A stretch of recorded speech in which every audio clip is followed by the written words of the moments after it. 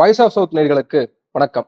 இந்த நேர்காணலில் நாம் சந்திக்கிருப்பவர் முன்னாள் குடியரசுத் தலைவர் ஏபிஜே அப்துல் கலாம் அவர்களின் அறிவியல் ஆலோசகர் டாக்டர் பொன்ராஜ் அவர்கள். வணக்கம் சார். வணக்கம் பாலாஜி. கூட்டணியில் இருக்கும் போது நாங்க சில விஷயங்கள் செய்ய வேண்டிய நெருக்கடி இருந்தது. அந்த நிலைக்கு தள்ளப்பட்டோம். அதனால செய்ய வேண்டியது இருந்துச்சு. அந்த சட்ட மசோதாக்களுக்கு ஒப்புதல் கொடுத்தது, கையெழுத்து போட்டது எல்லாமே அதனுடைய வெளிப்பாடு தான். கூட்டணியில் இருந்தோம், இப்ப அந்த இம்சை இல்லை அப்படின்னு அவர் சொன்னார்ல. அதுக்கு வருந்தி மன்னிப்பு கேட்டீங்களா மக்கள்கிட்ட? நாங்க இருந்தோம், நாங்க செஞ்சோம் அப்படின்னு சொன்னீங்க. வருந்தி மன்னிப்பு கேட்டீங்களா மக்கள்கிட்ட? ஜெயலலிதா மன்னிப்பு கேட்டாங்களே, நான் செய்த தவறு பிஜேபியுடன் கூட்டணி சேர்ந்தது, இனிமேல் எக்காலத்திற்கும் பிஜேபியுடன் கூட்டணி இல்லை சொன்னாங்களா இல்லையா ஜெயலலிதா? எம்ஜிஆர் கேட்டார், நான் என்ன தவறு செய்தேன் எம்ஜிஆர் கேட்டாரா இல்லையா மக்கள் மத்தியில? 1980 ஆட்சியை டிஸ்மிஸ் பண்ண உடனே கேட்டாரா இல்லையா எம்ஜிஆர்? நீங்க யாருங்க? எடப்பாடி யாரு? ஏங்க நீங்க கேட்க மாட்டீங்களா மக்கள்கிட்ட? எப்படி உங்களை சிறுபான்மை நம்புவார்கள்? இஸ்லாமியர், கிறிஸ்தவர்கள் எப்படி உங்களை நம்பி வாக்களிப்பார்கள்? நாளைக்கு உங்களுக்கு ஆட்சி வேணும், பதவி வேணும் அப்படின்னா இதே நிலைப்பாட்டை நீங்கள் எடுக்க மாட்டீர்கள் என்பது என்ன உத்தரவாதம்? சொல்லுங்க, என்ன உத்தரவாதம் இருக்கு? என்ன நம்பிக்கை இருக்கு? மக்கள்கிட்ட மன்னிப்பு கேட்டீங்களா? மக்கள் தானே எஜமானர்கள். சிறுபான்மையினரிடம் மன்னிப்பு கேட்டீங்களா? நான் இனிமேல் செய்ய மாட்டேன் என்ற மன்னிப்பு கேட்டீங்களா? மோடி செய்யக்கூடிய அனைத்து மக்கள் விரோத சட்டங்களையும் எதிர்ப்பேன் என்று நீங்க இன்னைக்கு உறுதி கொடுத்திருக்கீங்களா? உங்களுக்கு யார் எதிரி? அண்ணாமலையை கொண்டு வந்தது யாரு? நல்ல ஜாதிய பின்னணியிலிருந்து வந்தார் என்று சொன்னது யாரு? பிரதமர் மோடி தானே. அவர் தானே சொன்னாரு. அப்ப அந்த நல்ல ஜாதிய பின்னணியிலிருந்து கொண்டு வந்த மோடி யாருக்காக கொண்டு வந்தாரு? எடப்பாடியை ஓக்க வேண்டும் என்று தானே கொண்டு வந்தார். அப்ப எடப்பாடியை ஓக்கணும் என்ன அர்த்தம்? அதிமுக ஓக்க வேண்டும் என்று தானே கொண்டு வந்தார். இது கூட தெரியாதா உங்களுக்கு? சின்ன பிள்ளைகளா நீங்க? ஏடிஎம்கேல இருக்கவங்க எல்லாம், ஏன் மூத்த அமைச்சர்களுக்கெல்லாம் உங்களுக்கு எல்லாம் தெரியாதா? அடுத்த 2026 நீ ஜெயிக்க முடியாது என்பது உங்களுக்கு தெரியாதா? ஜெயிக்க முடியாத கட்சியை வச்சுக்கிட்டு நீங்க எப்படி ஜெயிப்பீங்க சொல்லுங்க. அப்ப நீங்க என்ன முடிவெடுக்கணும்? செயற்குழு கூட்டம் என்ன ஐவாஸ்க்கு நடத்துறீங்களா? செயற்குழு கூட்டம் ஐவாஸ்க்கு நடத்துறீங்களா? எல்லா பதவி அதிகாரத்தையும் எடப்பாடியிடம் கொடுத்தேன், எடப்பாடி உங்களை ஜெயிக்க வச்சிருவாரா 2026? சொல்லுங்க, என்ன ஸ்ட்ராட்டஜி வச்சிருக்கீங்க? என்ன ஸ்ட்ராட்டஜி நீங்க உருவாக்கி இருக்கீங்க? 20% வாக்கு வங்கி வச்சு நீங்க எப்படி ஜெயிப்பீங்க? 18% ஆல்ரெடி பிஜேபி வாங்கியாச்சு. இன்னும் 4-5 பிளவுகளை உருவாக்கி, ஏடிஎம்கேல கொஞ்சம் ஒரு பிளவுகளை உருவாக்கி அள்ளி தூக்கி மைக்ரோ எக்கனாமிக்ஸ்ல ஜாதிய ரீதியான, எப்படி உத்தரப்பிரதேசத்துல, மத்திய பிரதேசத்துல, எப்படி ராஜஸ்தான்ல, எப்படி பீகார்ல மேக்ரோ பாலிடிக்ஸ், இந்துத்துவ பாலிடிக்ஸ், மைக்ரோ பாலிடிக்ஸ், ஜாதி ரீதியான பிளவுகளை உருவாக்கி ஏற்கனவே முக்கியத்துவ பிளவு பண்ணி அதிமுக கடந்து பிரிச்சாச்சு. இனி யாரை பிடிபடணும்? இனி கவுண்டர் இனத்தையும் வன்னிய இனத்தையும் அங்க அதிமுக இருந்து பிளக்கணும். அதுக்கு ஒரு சின்ன ஸ்ட்ராட்டஜி பண்ணா அந்த ஏடிஎம்கே இருக்கக்கூடிய அந்த ஓட்டையும் பிரிச்சாச்சுன்னா ஏடிஎம்கே அதாள பாலத்திற்கு செல்லும், பிஜேபி அந்த இடத்தை நிரப்பும். இதான பண்ண போறாங்க. இது கூட தெரியாதா உங்களுக்கு எடப்பாடிக்கு? அப்ப மெக்னானிமிட்டி வரல அப்படின்னா மக்கள் எப்படி உங்களை நம்புவாங்க? நீங்க உங்க கட்சிக்காரங்களையே நீங்க விரோதியா பாத்தீங்க அப்படின்னா மக்கள் எப்படி நம்புவாங்க சொல்லுங்க. நான் தான் சீஃப் மினிஸ்டர் அடுத்த முறை, நான் தான் பொதுச் செயலாளர் அடுத்த முறை, இதை ஏற்றுக்கொண்டு வருவர்கள் அனைவருமே வாங்கன்னு சொல்லுங்க. ஒன்றா இணைப்பதற்கு என்ன தடை இருக்கிறது உங்களுக்கு? நீங்களே இருந்துக்கோங்க. இல்ல, பலவீனமானோம் அப்படின்றாங்க. என்ன பலமா இருக்கு? 20% வச்சுக்கிட்டு என்ன பலமா இருக்கீங்க? என்ன பலமா இருக்கீங்க? பிஜேபி கூட்டணியை விட ஏடிஎம்கே 2% தானங்க கூட, 2.5% தானங்க கூட. பிஜேபி அந்த 2% மேக்கப் பண்ணி வந்தாச்சுன்னா நீங்க 3வது இடத்துல போவீங்க. ஏற்கனவே நீங்க எத்தனை இடங்கள்ல 3வது இடம் போயிருக்கீங்க? எத்தனை இடத்துல டெபாசிட் போயிருக்கு? எத்தனை இடத்துல 4வது இடத்துக்கு போயிருக்கீங்க? அடுத்து விஜய் வர போறாரு. நீ என்ன பண்ண போறீங்க? அப்ப கிரவுண்ட் ரியாலிட்டியா உங்களுக்கு தெரியாதா? அப்ப மக்களை கவரக்கூடிய, மக்களை தங்கள் பக்கம் ஈர்க்கக்கூடிய, எந்த முடிவும் எடுக்க மாட்டேன் என்று பிடிவாதமாக இருக்கக்கூடிய எடப்பாடி எப்படி அதிமுகவை ஆட்சிக்கு கொண்டு வருவார்? ஏன்னா பிரசாந்த் கிஷோருக்கு இன்னொரு 350 கோடி கொடுத்து ஒரு 4 பாட்டு போட்டா மக்கள் நம்பி ஓட்டு போட்டுருவாங்கன்னு நினைப்பா உங்களுக்கு?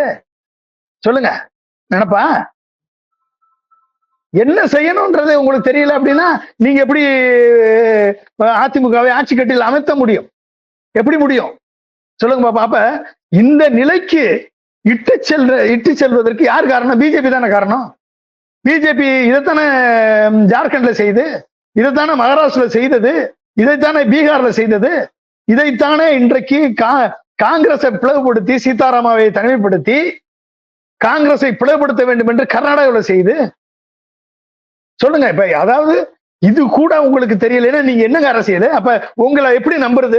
பிஜேபியினுடைய அரசியலை புரிந்து கொள்ளாத அதிமுகவினுடைய தலைமை எப்படி பிஜேபியிடமிருந்து மக்களை காப்பாற்றும்? எப்படி திமுகவினுடைய ஆட்சியிலிருந்து மக்களை காப்பாற்றும்? சொல்லுங்க பாப்போம். திமுக இன்னைக்கு மக்களை 2 கோடி மக்களை திமுக முதல்வர் ஸ்டாலின் அவர்களது இந்த சமூக நல திட்டங்களால் அவர் கையகப்படுத்தி வைத்திருக்கிறார். எப்படி நீங்க உடைப்பீங்க? ஒரு உடையாத ஒரு கூட்டணியை உருவாக்கி வைத்திருக்கிறார். ஒரு இந்தியா கூட்டணியை உருவாக்கி இருக்கார். அப்ப அவர் மேல ஏகப்பட்ட குற்றச்சாட்டுகள் இருக்கு. சட்ட ஒழுங்கு பிரச்சனையில இருக்கட்டும், விலைவாசி ஏற்றமா இருக்கட்டும், வேலை வாய்ப்பின்மையா இருக்கட்டும், பல்கலைக்கழகங்கள் சீரழிந்து போய் கொண்டிருக்கிறது அதுவாக இருக்கட்டும், பள்ளி கல்வியில ஏகப்பட்ட பிரச்சனை இருக்கிறது அதுவாக இருக்கட்டும், நிர்வாக சீர்கேடு நடக்கிறது, ஐஏஎஸ் அதிகாரிகள் ஆட்சியினரது வார்த்தைகளை கேட்கவில்லை, இத்தனை பிரச்சனைகள் இருக்கு. ஆனால் இருந்தாலும் கூட்டணி பலமா இருக்கு. அந்த கூட்டணியை பலமா உடைப்பதற்கு பிஜேபி என்ன தந்திரம் இருக்கு? ஏடிஎம் கிட்ட என்ன தந்திரம் இருக்கு? சொல்லுங்க பாப்போம். என்ன தந்திரம் இருக்கு? 2ஆம் இடம் யாருக்கு மட்டும்தான் இங்க போட்டி? ஆமா, 2ஆம் இடம் பிஜேபி வந்துடும். அடுத்து 2026 பிஜேபி வரும். எங்க போவீங்க? ஏடிஎம்கே இதே ஸ்டாண்ட் எடுத்தீங்கன்னா பிஜேபி கண்டிப்பா வரும். அவங்க பிஜேபி எதிர்க்கதானே சொல்றாங்க. நாங்க எதிர்த்துட்டு தானே இருக்கோன்றாங்க. என்னத்தை எதிர்க்கிறாங்க? நம்பிக்கை வேணும் இல்லைங்க. நீங்க கிரெடிபிலிட்டி என்னங்க இருக்கு? எப்படி எதுக்குறீங்க? என்ன எதுக்குறீங்க? நீங்க எதுக்குறது என்ன? முதல்ல மக்கள்கிட்ட மன்னிப்பு கேட்கணுமா இல்லையா? நான் செய்தது ஆட்சியை காப்பாற்றுவதற்காக நான் செய்தேன். ஆனால் இனிமேல் ஒருபோதும் இப்படிப்பட்ட சமரசத்திற்கு இடமில்லாமல் நான் பிஜேபி எதிர்ப்பேன், திமுக எதிர்ப்பேன். சொல்லுங்க எடப்பாடிய. சிறுபான்மை மக்களுக்கு நான் துரோகம் செய்தேன் சொல்லுங்க எடப்பாடிய. நான் அதை மன்னித்து விடுங்கள். எனக்கு இன்னொரு வாய்ப்பு கொடுங்கள். எம்ஜிஆர் ஆட்சியை உருவாக்கி காண்பிக்கிறேன், ஜெயலலிதா ஆட்சியை உருவாக்கி காண்பிக்கிறேன், இந்த விலைவாசி உயர்விலிருந்து தமிழ்நாட்டை மீட்டெடுக்கிறேன், கடனில் இருந்து மீட்டெடுக்கிறேன். சொல்ல முடியுமா எடப்பாடியால? என்ன சொல்ல முடியும்? என்ன எப்படி உங்களை நம்பி ஓட்டு வைப்பான்? சொல்லுங்க பாப்போம். நீங்க உங்க கட்சிக்குள்ளேயே நீங்க ஆளை சேர்க்க முடியல, நீங்க எப்படி தாழ்த்தப்பட்ட பழங்குடியின மக்களை நீங்க அட்ராக்ட் பண்ணுவீங்க? இன்னைக்கு கூட்டணி என்ற நிலை ஏற்பட்டு விட்டது. பல்வேறு கட்சிகள் பிரிந்து கிடக்கிறது, பல்வேறு ஜாதியாக பிரிந்து கிடக்கிறார்கள், மதமாக பிரிந்து கிடக்கிறார்கள், சின்ன சின்ன குழுக்களாக பிரிந்து கிடக்கிறார்கள். எல்லாருக்கும் ரெகக்னிஷன் வேண்டும். இவர்கள் எப்படி நீங்க இணைக்க போறீங்க? எப்படி உங்க கட்சிக்குள்ளேயே நீங்க இணைக்க முடியாதவர்கள் எப்படி கூட்டணி கட்சிகளை நீங்க இணைக்க முடியும்? ஏன் பிஜேபியை நம்பி கிடக்குறாங்க? பிஜேபியை நம்பினா ஒரு இடி ரைடு வராது, பிஜேபியை நம்பினா இன்கம் டாக்ஸ் ரைடு வராது, நாம் செய்த ஊழல் மறைக்கப்படும் என்று பாமக நம்புது. அதுக்கு செந்தில் பாலாஜி இன்னும் வெளியில வராமே இருக்காரு. அதெல்லாம் என்ன அர்த்தம்? செந்தில் பாலாஜி ஒருத்தரை பார்த்து பயந்து கொண்டிருக்கிறது பிஜேபி அப்படின்னா, அப்ப நீங்க அவங்களை இந்த அளவுக்கு இன்னமும் ஜெயில வச்சிருக்காங்க. சுப்ரீம் கோர்ட் கேட்கிற கேள்விக்கு பதிலளிக்க முடியாமல் இருக்க அமலாக்கத்துறை. அப்ப அவர்களை பொறுத்தவரை இப்படி பல்வேறு பிளவுகளை உருவாக்கி, அது திமுகவிலையும் பிளவு ஏற்படுத்தணும், திமுக கூட்டணியிலையும் பிளவு ஏற்படுத்தணும், அதிமுகவை ஒழிக்கணும். இது எல்லாமே கிராண்ட் பிளான். அடுத்த 30 ஆண்டுகளுக்கு கிராண்ட் பிளான். அந்த கிராண்ட் பிளானை உணர்ந்து கொள்ளவில்லை என்று சொன்னால் அதிமுக அழியும். எம்ஜிஆர் தொண்டர்கள் உண்மையிலேயே வருந்த நேரிடும். எம்ஜிஆருடைய தொண்டர்கள் களத்தில் இறங்கி இதை சரி செய்யாவிட்டால், ஒவ்வொரு அமைச்சர்கள் மத்தியிலும் இன்னைக்கு கோடிக்கணக்காக சொத்து சேர்த்து வைத்திருக்கிறார்கள். ஒவ்வொரு அமைச்சர்கள் மத்தியிலையும் அதிமுக தொண்டர்கள் போராட்டாவிட்டால் அதிமுக மீண்டெடுக்க முடியாத நிலைக்கு சென்றுவிடும். அதுக்கப்புறம் வேற யாரோ வருவாங்க, அதிமுக ஆட்சிக்கு வராது. இதை உணர்ந்து கொள்ள வேண்டும். இது பிஜேபியுடைய டிசைன். பிஜேபியுடைய டிசைன் அதிமுகவை ஒழித்துத்தான் வர வேண்டும் என்பது அவர்கள் புரிந்து கொண்டால் சரி. இவர்கள் சொல்லக்கூடிய எடப்பாடி சொல்லக்கூடியதை நம்பக்கூடிய அளவில் மக்கள் இல்லை, சிறுபான்மையினர் இல்லை, தாழ்த்தப்பட்ட மக்கள் இல்லை, எம்பிசியில் இருக்கக்கூடிய விளிம்பு நிலை மக்கள் இல்லை, பிசி மக்கள் இல்லை. அப்ப இந்த நிலையை மீட்டெடுக்க வேண்டும் என்று சொன்னால் அது உண்மையான இதய சுத்தியோடு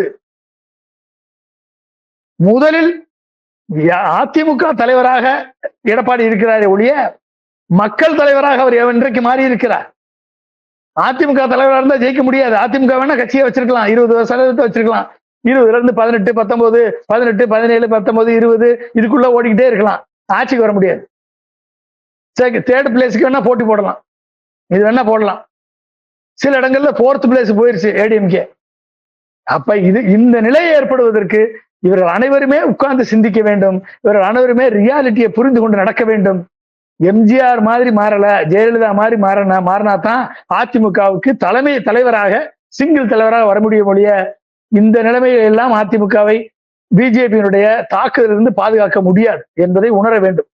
இதுதான் கேமன் சோரன் படிப்பினை, இதுதான் நிதிஷ்குமார் படிப்பினை, இதுதான் உத்தவ் தாக்கரே சந்தித்த படிப்பினை. சிவசேனையே காலி பண்ணதான் பிஜேபி. க்ளோஸ் தத்துவத்துல அவங்க ஒண்ணு, ஐடியாலஜியில ஒண்ணு, கட்சினா வேற. அந்த கட்சியவே காலி பண்ணது பிஜேபி. ஜெய் ஸ்ரீராம் என்று சொன்ன ராமரையா தூக்கி போட்டு ஜெய் ஜெகநாதர் என்று தூக்கி பிடிச்சவர் தான் மோடி. அப்புறம் கடவுளே அவருக்கு 2ஆம் பட்சம் தான் ஒழிய எடப்பாடி எந்த பட்சங்க, ஹேமந்த் சோரன் எந்த பட்சங்க, எந்த பட்சம், நிதிஷ்குமார் எந்த மூளைக்கு, சித்தராமையா எந்த மூளைக்கு, நாளைக்கு சந்திரபாபு நாயுடு எந்த மூளைக்கு, தூக்கி எறிஞ்சிட்டு போயிட்டே இருப்பாங்க.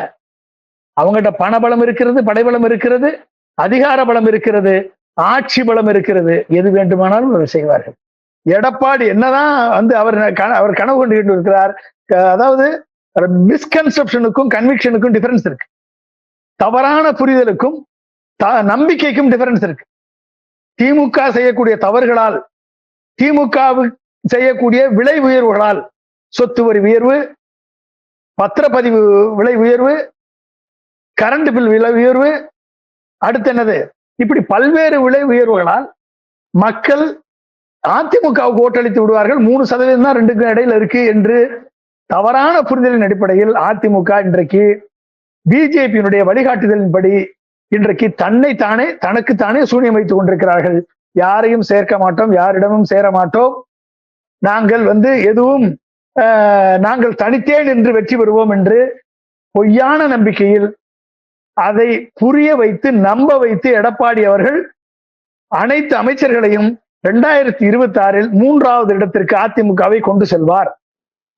இது நடக்கும். அப்ப இந்த நிலை வரும்பொழுது, இந்த நிலைக்கு ஏற்படுத்திய எடப்பாடி பழனிசாமி எப்படி ஜெயலலிதாவின் கனவை நனவாக்குவார், எம்ஜிஆரின் கனவை நனவாக்குவார்? அதிமுக தொண்டர்களுக்கு அடுத்து 10 ஆண்டுகளுக்கு வனவாசம் தானே, அவர்களால் எப்படி ஜெயிக்க முடியும்?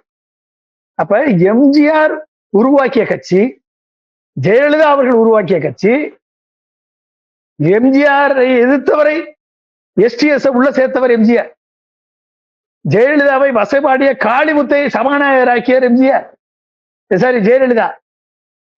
ஜெயலலிதாவை வசைபாடிய அத்துணை பேரையும் ஒன்றாக்கி காண்பித்தவர் ஜெயலலிதா அவர்கள். ஜெயலலிதாவுக்கு அவர்கள் செல்வாக்கை விட எடப்பாடியினுடைய செல்வாக்கு பெரிதா? சொல்லுங்க பாப்போம். நன்றி சார், நன்றி. பல விஷயங்களை தெளிவுபடுத்திருக்கீங்க. மிக்க நன்றி. Thank you Balaji, thank you.